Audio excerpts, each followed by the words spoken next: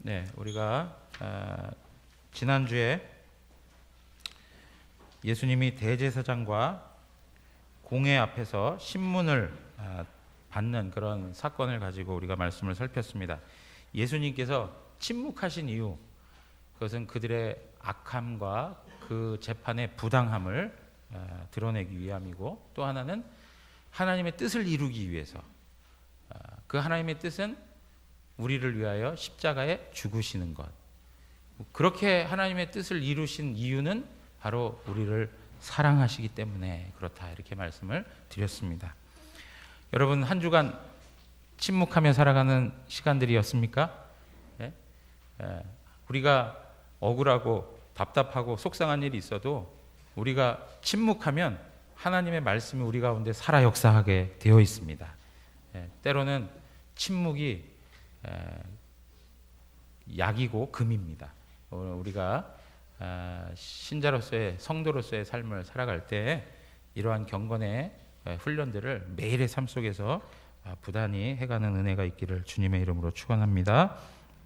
오늘 말씀을 보면 베드로가 멀찍이서 예수님을 따라갔는데 예수님의 결국이 어떻게 될까, 결말이 어떻게 될까 유심히 살펴보다가 이제 여종들을 만나면서 경험한 그 사건이 바로 오늘 본문에 기록되어 있습니다. 70절에 보니까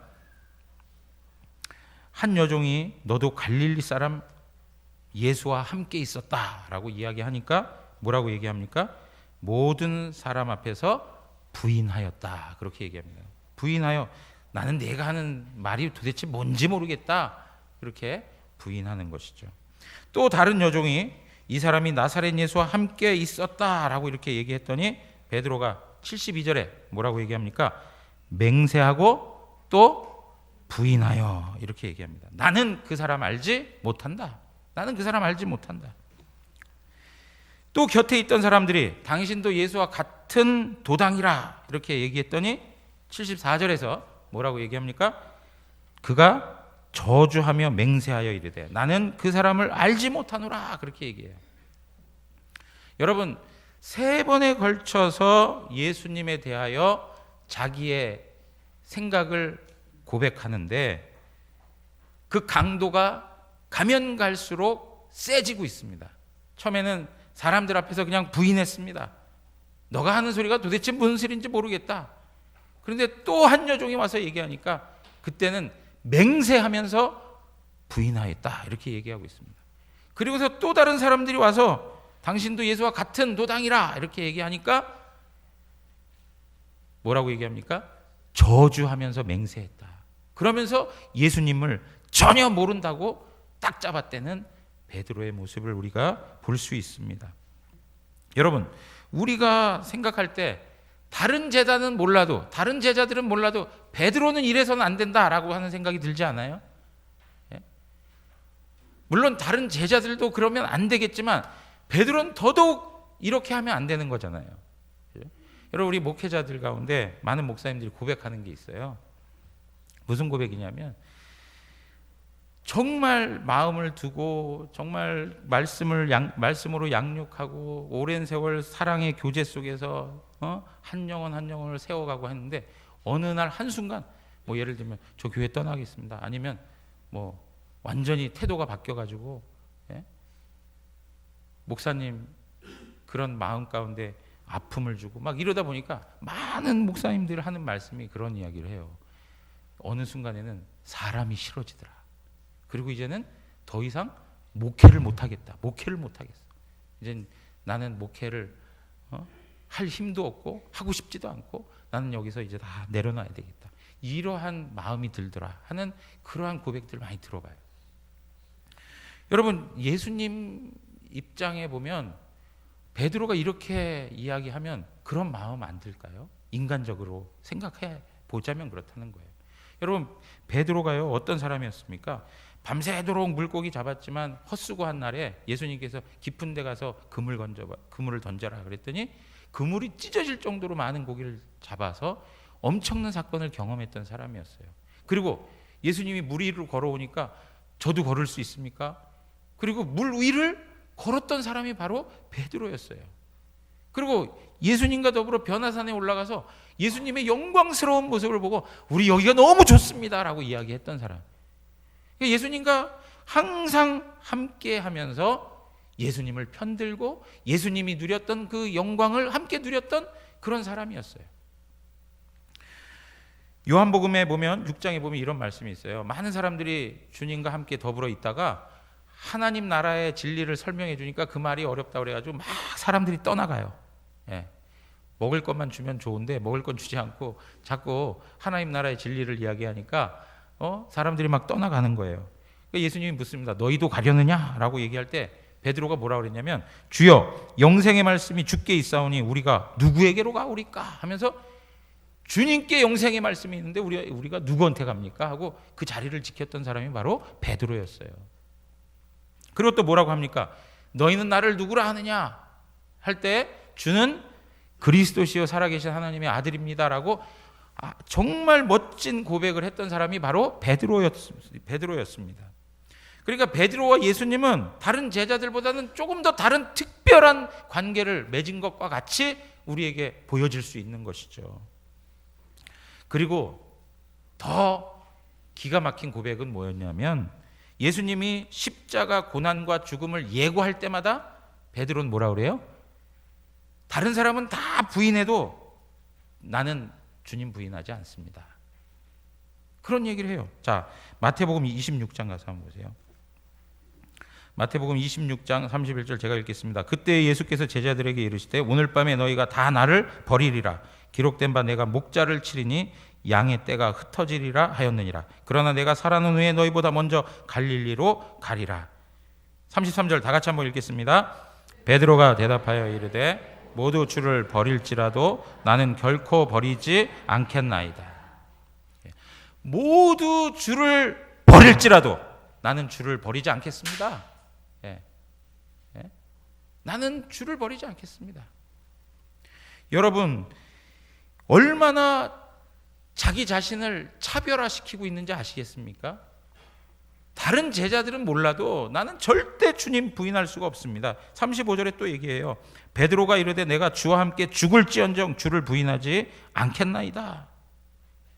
그러니까 베드로가 그렇게 하니까 모든 제자들도 다 이구동성으로 나도 그렇게 안 할 겁니다. 막 이렇게 얘기해요.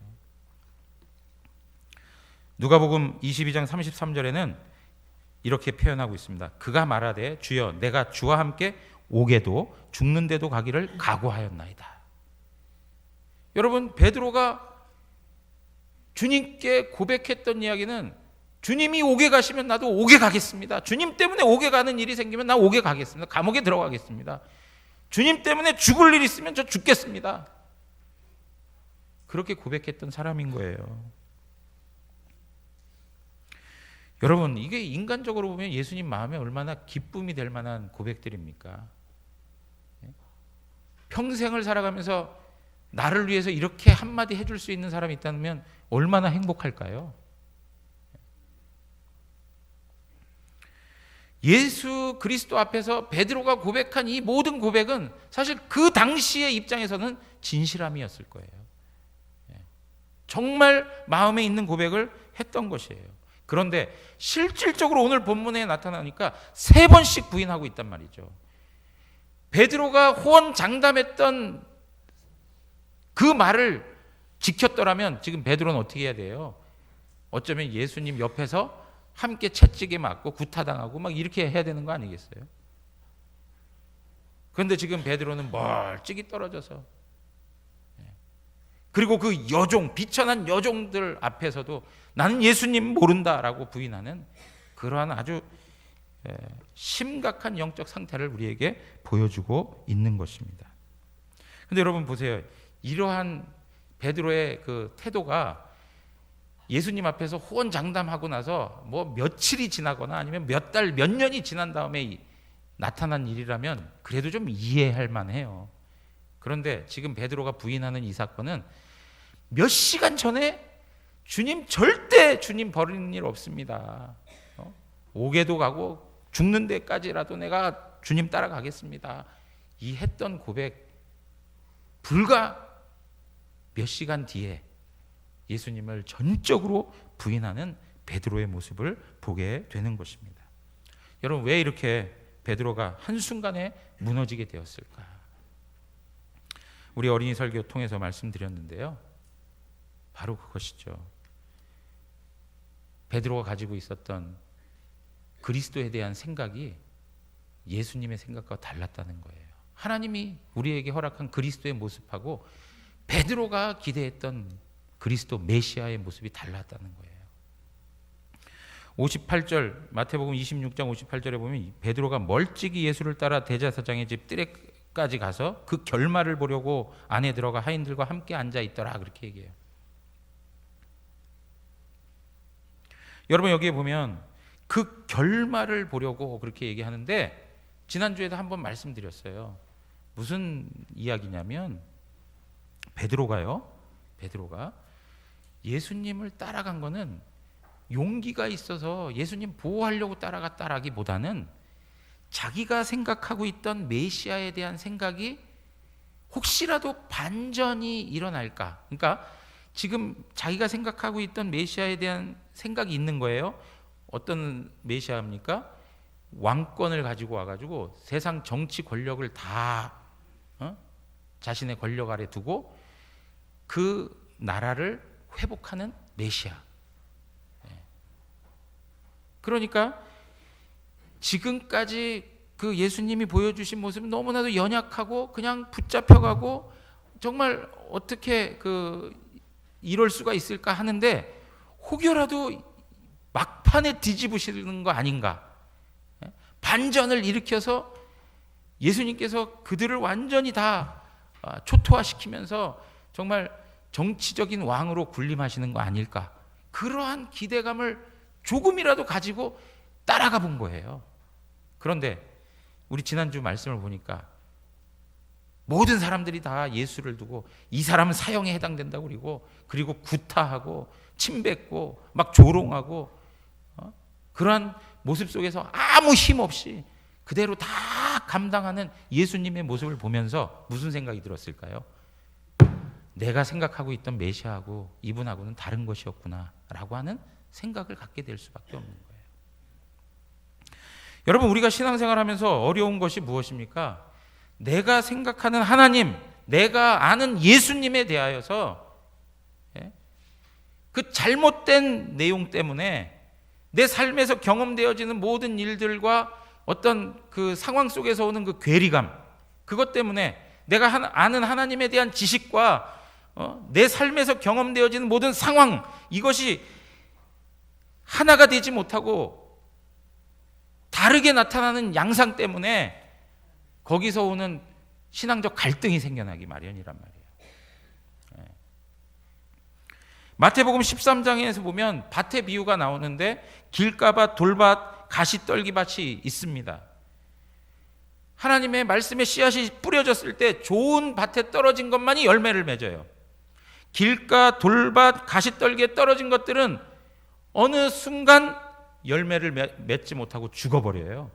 그 이유가 뭐냐니까 거기에 환난이 생겨나고 염려가 생겨나고 걱정, 근심이 생기는 일들, 세상의 유혹들, 재난들, 뜻밖의 많은 환난이 막 일어나니까 그거에 견디지 못하고 결실하지 못하는 그러한 밭의 모습을 우리에게 보여주고 있어요. 왜 그랬을까요?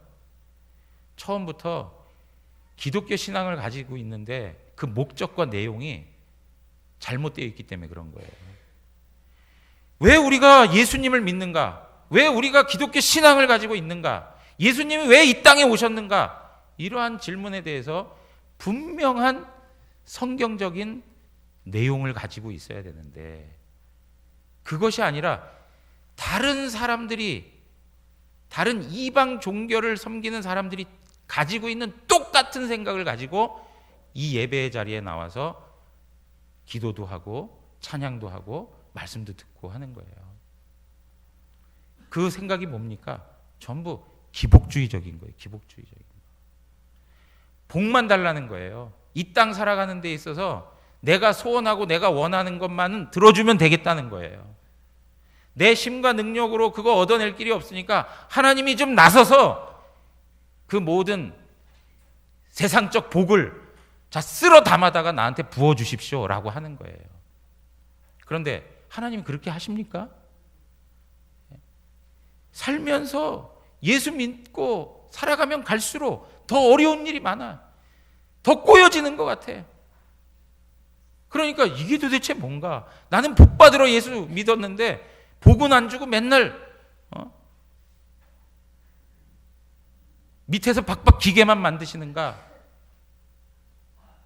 이런 데서 오는 그 괴리감으로 인하여서 우리의 마음 가운데 내가 하나님 섬기면 무슨 의미가 있을까? 내가 하나님 앞에 예배하는 게 무슨 가치가 있어 이게? 매일 주일마다 이 시간에 나와가지고 앉아가지고 있는 게 무슨 삶의 의미가 있단 말인가 하고 회의적인 마음을 갖게 되는 거예요. 그러나 우리가 분명히 알아야 될 것은 뭐냐면 우리의 시선이 열려서 영적인 것을 바라볼 수 있어야 된다는 거예요. 예수님이 이 땅에 오신 목적이요, 이 땅에서 우리 출세하고 성공하고 형통하고 이 세상에 있는 복을 다 쓸어 담아서 누리라고 이 땅에 오셔서 죽으신 것이 아니란 말이에요. 예수님이 이 땅에 오신 목적은 우리 인생 가운데 있는 가장 치명적인 문제, 죄와 죽음의 문제를 해결하기 위해서 오신 거예요. 이 문제 때문에 십자가에 달려 죽으신 것이고요, 그것을 통하여서 우리의 죄를 깨끗이 사해 주시고요, 우리의 영원한 죽음 가운데에서 다시금 살려내시사 영원한 영생의 복을 더하셔 우리로 하여금 하나님 나라를 누리게 하셨다는 말이죠. 사랑하는 성도 여러분, 기독교 신앙의 내용을 내가 아는 것으로 정리하고 내 마음대로 생각해서 하나님 이런 분이고 신앙 이런 거다라고 생각하지 마세요. 정말 하나님 앞에서 제대로 된 신앙을 하시려면 하나님 말씀을 살피고 하나님이 어떤 분인지를 깊이 알아가는 그런 은혜가 있기를 원합니다. 제대로 하나님을 알아야 제대로 된 신앙을 해갈 수 있는 거예요. 그러니까 내 기준은 내 가치에 맞지 않으면 주님 말씀 부인할 수밖에 없는 거예요. 자, 두 번째는 뭐냐면 생명에 대한 두려움을 느꼈기 때문에 그래요.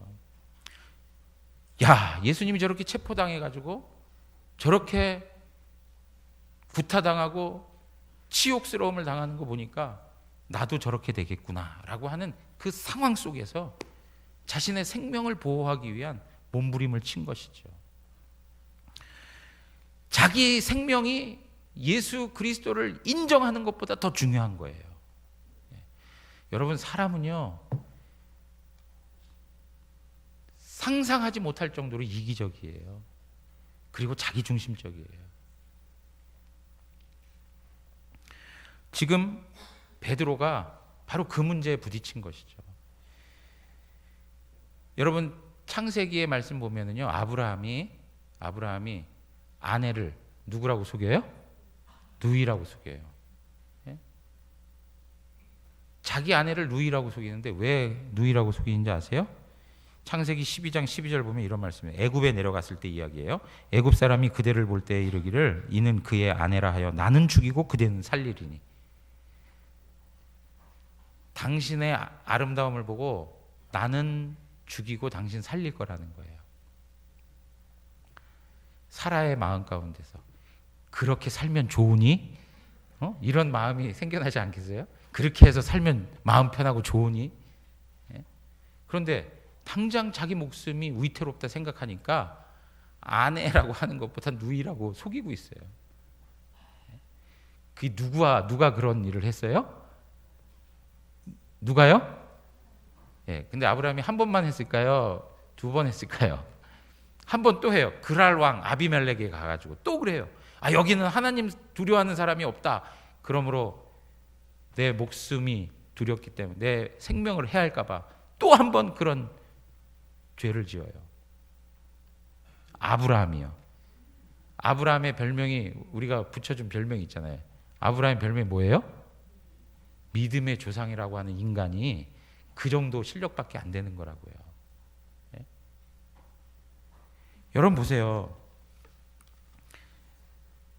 이러한 반응은 인간적인 것이고 자연스러운 거예요. 그런데 이 두려움을 이겨낼 수 있는 게 무엇이냐면 하나님 말씀 부여잡고 하나님을 바라보는 거예요. 하나님을 깊이 알아가는 거예요. 하나님이 어떤 분인가를 알아야죠. 인생이 뭔지를 알아야 돼요. 그래야 우리가 제대로 두려워할 분을 두려워할 수 있는 거예요. 자, 누가복음 12장 가서 보세요. 누가복음 12장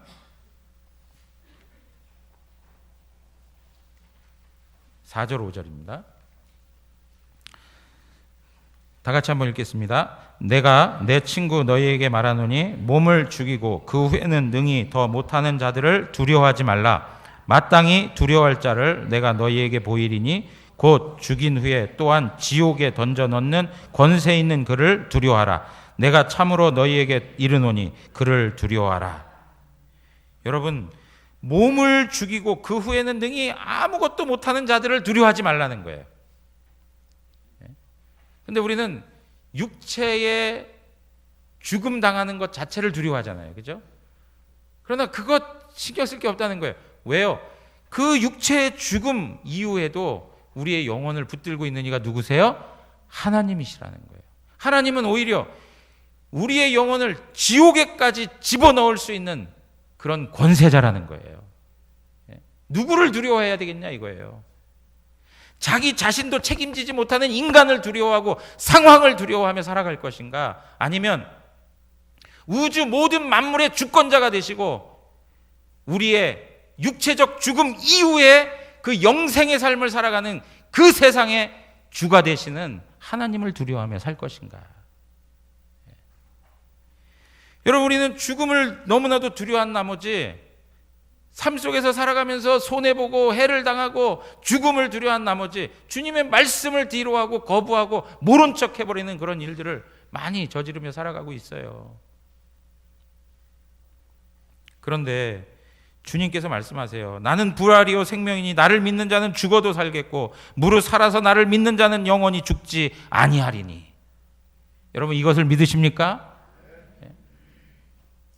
주님을 믿는 자는 영원히 살게 되는 거예요. 그러니까 우리 주님의 관점에서 보면 인간들의 죽음이 아무것도 아닌 거예요. 제가 한 사람의 죽음을 가치 없다라고 얘기하는 게 아니고요. 우리가 생각했을 때 그 죽음이라는 게 크지만 성경에서도 말씀하고 있는 것처럼 성도의 죽음은 귀하다는 것이에요. 가치 있는 것이에요. 왜요? 하나님이 그의 영혼을 붙들고 있기 때문에. 전부 다 이게 무엇입니까? 영적인 눈으로 보는 거예요. 영적인 눈으로.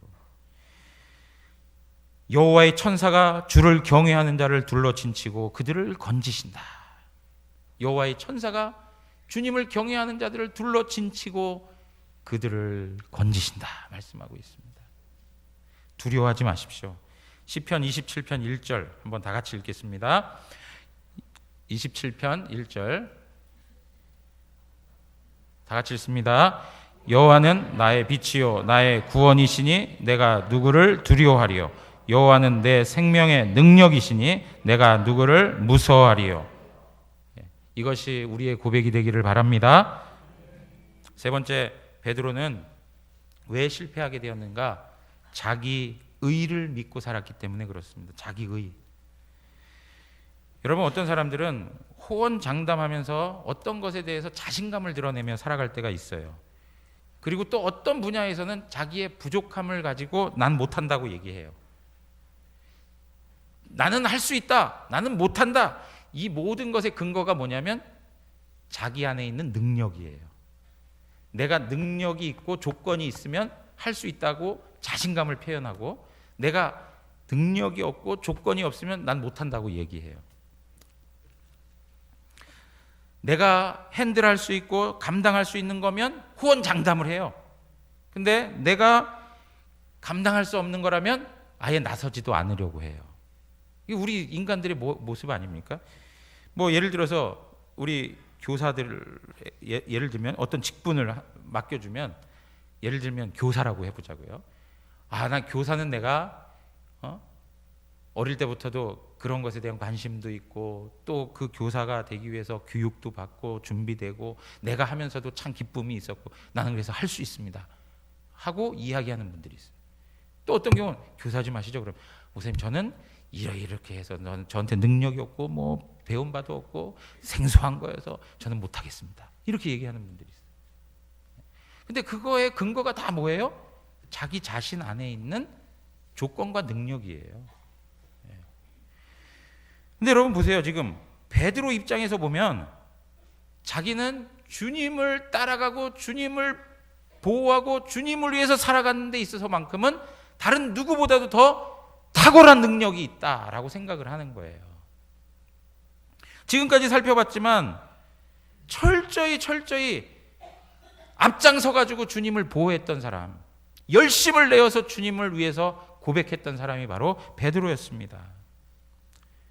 그리고 베드로의 생각에 그런 열심은 다른 제자들보다는 훨씬 더 주님께 인정받을 만한 그러한 실력이 있는 그러한 사람이라고 여겨졌던 것이죠. 그러니까 뭐라고 얘기합니까? 다른 사람들은 다 주를 부인할지라도 나는 절대 부인하지 않겠습니다 라고 이야기하는 거예요. 내 신앙이 더 우월하다라고 하는 착각 속에 있는 거예요. 자기 실력이 다른 사람보다 더 탁월하다라고 하는 그런 생각 속에 빠져 있는 거예요.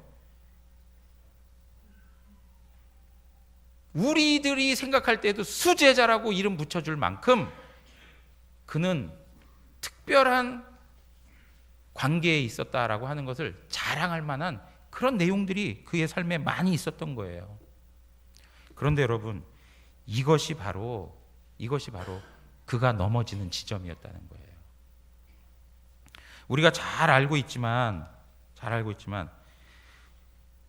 누가복음 5장에 보면 베드로가 처음 주님을 만났을 때 자기 자신의 경험과 자기 자신의 노력을 다 해가지고 밤새도록 고기를 잡았는데 고기를 잡았습니까? 못 잡았습니까? 못 잡았어요. 그리고 나서 아침에 눈이 뻘개져가지고 그물 씻어내면서 오늘 일은 여기서 끝 하고 있을 때 예수님께서 깊은 데 가서 그물을 내려라 하고 말씀에 의지하여 그물을 내렸더니 많은 물고기를 잡았어요. 그럴 때 베드로가 주님께 고백했던 내용이 있어요. 뭐라고 그랬습니까? 예? 뭐라고 그랬어요? 나는 죄인입니다. 나는 죄인으로서이다. 나는 죄인입니다. 그러면서 덧붙여 한 말이 나를 떠나소서 그랬어요. 나를 떠나소서. 그 이야기가 뭡니까? 주님, 나는 죄인입니다. 나는 주님 앞에서 아무 가치가 없는 존재입니다 라고 하는 걸 고백하는 거예요. 그러한 고백이 베드로의 진실한 고백이었어요. 그리고 베드로는 이러한 고백들을 가지고 살아야만 했었어요. 그런데 삶을 살아가는 과정 속에서 수제자로서 주님과 더불어 누렸던 것, 경험했던 것들이 마구 쌓이다 보니까 나는 꽤나 괜찮은 사람이구나 라고 하는 생각을 갖게 된 거예요. 나는 다른 제자들보단 조금 더 나은 사람이다 라고 하는 그러한 잘못된 착각을 하고 살았던 것이죠. 그런데 지금 이 순간에 자기의 목숨이 위태로운, 그리고 주님, 자기가 그렇게 믿었던 그 주님이 완전히 붙잡혀가지고 아무런 능력도 행하지 못하고 그들에 의해서 죽음의 장소로 가고 있는 모습을 보니까 지금까지 호언장담했던 모든 것들을 다 뒤집어 버릴 만큼의 부인하는 사건이 나타나게 되는 것이죠. 여러분, 오늘 이 베드로의 인생 과정 속에 3번씩 주님을 부인하는 일, 어쩌면은요 우리가 생각할 때는 베드로한테 이런 일이 없었어야 되는데 라고 하는 생각이 들 수 있어요. 그러나 이것이 은혜라고요. 베드로로 하여금 3번씩 주님을 부인할 수 있도록, 그래서 완전히 밑바닥에 처해져 가지고요 지옥 문턱에까지 끌려 내려가는, 그래서 그 자리에서 통곡하면서 주님이 말씀하셨던 것이 생각나고 주님 앞에서 정말 내가 죄인임을 깨닫는 것, 이것이 하나님께서 그에게 허락한 큰 은혜였다는 것을 우리는 아셔야 돼요. 여러분 보세요. 지금 주님께서는 이 일련의 과정들을 통해서 베드로에게 말씀하고자 하는 바가 뭔지 아세요? 베드로도 알고 있어요. 자기가 죄인이라는 걸 알고 있었어요. 그런데 주님께서 더 처절하게 베드로에게 알게 하고 싶은 내용은 뭐냐면, 너가 이야기하고 너가 생각하는, 너가 죄인이라고 하는 그것보다 훨씬 더 지독하고 더 하나님 앞에서 추악하고 더러운 죄인이라는 걸 깨달으라는 거예요. 주님 따라다니면서 뭔가 꽤나 괜찮은 제자처럼 살아온 것 같지만 아니라는 거죠. 그건 너의 착각이라는 거예요. 그러면서 그가 진짜 실력이 어떠한지를 주님께서 보여주신 거예요. 그런 영적인 그 위기의 순간에 경험하지 못하니까 자기 잘난 맛에 살아왔는데, 그 위기의 순간에 하나님께서 몰아놓고 나서 너의 지금의 영적 실력이 어떠한 건지를, 지금 너의 수준이 어떠한지를 한번 살펴보라고 그 일들을 만들어 주신 거죠. 그 과정을 거쳐보니까 어때요? 자기는 자기가 생각한 것보다 더 지극히 죄인이었음을 깨닫게 되는 거예요. 죄인 중에 괴소. 어떻게 이런 인간이 나라고 하는 존재인가라고 하는 것을 깨닫게 하는 거예요. 그러니까 보세요. 나중에 통곡하면서 막 울잖아요. 통곡하면서요. 여러분, 하나님께서요, 우리 가운데 어려운 일들을 허락해 주시면서 이 과정을 얻어내기 원하시는 하나님의 뜻이 있음을 아셔야 돼요. 여러분, 우리의 영적 실력이, 우리 그런 거 있잖아요. 뭐 뽀록 난다, 뭐 이런 표현들 쓰죠. 이 속된 말이지만, 우리의 실력이 그냥 다 드러나야 되는 그 과정을 하나님께서 우리의 삶에 허락해 주신다고요. 그런데 우리가 경험할 때 그게 너무 쓰라리고 너무나도 아픈 그런 현실이지만, 그 과정이 아니면은 하나님의 은혜의 사람으로 쓰일 수가 없다는 거죠. 베드로가 이렇게 3번씩 주님을 부인하면서 내가 하나님 앞에서 얼마나 더럽고 악하며 추악하고 하나님 앞에 받아들여질 수 없는 죄인인가를 처절하게 경험했으니까 하나님의 은혜의 지배를 받게 되는 거예요. 이 과정이 없어서는 하나님의 은혜가 뭔지 모르는 거죠. 내 마음이 가난해져야 되겠구나. 심령이 가난해져야 되겠구나. 내가 하나님 앞에서 애통해야 되는 그런 죄인이구나 라고 하는 것을 하나님이 알게 해주시는 것 자체가 엄청난 은혜라는 것이죠. 사랑하는 성도 여러분, 좋을 때보다 어려울 때 실력이 확인되는 것입니다. 예? 어려울 때 실력이 확인되는 거예요. 내가 가지고 있는 조건, 내가 가지고 있는 어떠한 그 삶의 환경들, 이것이 나를 신앙인으로 하나님 앞에 서게 해주지 못합니다. 내가 기대고 있었던 것, 내가 믿고 있었던 걸 하나님이 하나씩 치우시고 내 삶에 홀로 광야 한복판에 두셨을 때 진정한 믿음이 있는가를 확인하게 되는 거예요. 영적 실력. 베드로가 진짜 영적 실력이 없었구나 하는 것을 여실하게 보여주는 것이죠. 왜요? 자기 열심으로 살았거든요. 자기 행위, 자기 노력, 자기가 가지고 있는 능력이면 주님 다 따라갈 수 있다고 생각했거든요. 그런데 성경은 그렇게 얘기하지 않아요. 자기를 부인하라고 그랬어요. 우리 주님께서 베드로에게 하신 말씀이 뭐예요? 나를 따라오려거든 자기를 부인하고 그랬어요. 철저히 자기 자신을 부인했을 때 주님을 인정하고 주님을 따를 수 있었는데, 자기 자신을 부인하지 못하니까 주님까지 부인하게 되는 거예요. 나를 부인하지 못하면 주님을 부인하게 되는 것이고, 나를 부인하면 주님을 인정하고 주를 따라갈 수 있는 거예요. 사랑하는 성도 여러분, 오늘 우리의 삶에 영적 실력이 좋다고 착각하고 있지는 않는지 다시 한번 생각해 보십시오. 그리고 하나님께서 우리의 삶에 관계를 통해서, 사건을 통해서 주시는 모든 일들을 통해서 내 영적 실력이 어느 지점에 있는가를 확인하셔야 돼요. 그리고 거기에서 하나님, 나는 하나님 앞에서 은혜 받을 자격도 없는 죄인 중에 죄인이고, 하나님 은혜가 아니면 조금도 설 수 없는 무가치한 인생인 것이 하나님 앞에서 나의 진실한 고백입니다 하고 하나님의 은혜 앞에 꿇어 엎드리셔야 돼요. 그럴 때 하나님께서 우리에게 은혜의 역사를 일으키시고요, 하나님이 내 안에 살아서 충만해 주심으로 말미암아 우리가 주님께서 인도해 주시는 대로 그 삶을 살아갈 수 있게 하시는 것입니다. 사랑하는 성도 여러분, 주님을 섬기는 일에도 마찬가지예요. 내 힘으로 하려고 하면 할 것이 없어요. 내 힘으로 하려고 내가 능력 있다 생각하면 교만해질 수밖에 없고 자랑하는 것밖에 남지 않아요. 그러나 주님의 은혜를 구하십시오. 그러면 주님께서 우리를 이끌어 하나님이 목적하시고 이끄시는 그 수준에까지 우리를 인도하여 아름답게 세우실 줄 믿습니다. 오늘도 그러한 은혜가 우리 대구영원교회 모든 성도들에게 있기를 주님의 이름으로 축원합니다. 이 시간에